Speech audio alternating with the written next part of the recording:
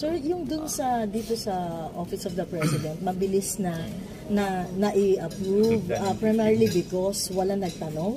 Yes. Oo. Yes. Pero, alam niyo naman dito pag walang nagtanong din. Pasado yan. It happened in the case of the judiciary. Saan pa ba? Did we have other... Alam ko, judiciary, walang nagtanong. Pero how about yung concern yung recommendation ni Senator Coco na dapat yung OPCF and IF should also be dapat nga reduced daw or removed? Hindi na... He'll have a chance naman sa period of amendments, di ba? Kasi may proseso tayo dito sa committee, pinag-uusapan yung budget at pinag-uusapan ulit sa plenaryo.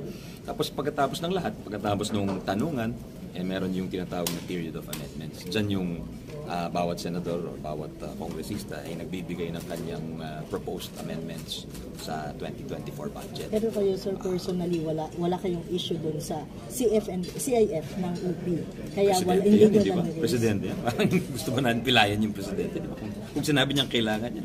You know, there are many things na even me as a senator, hindi ko alam kasi presidente lang nakaka-receive ng intelligence. Siya lang nakakalam. Meron siyang alam na hindi natin alam. Yun ang basic ng bottom.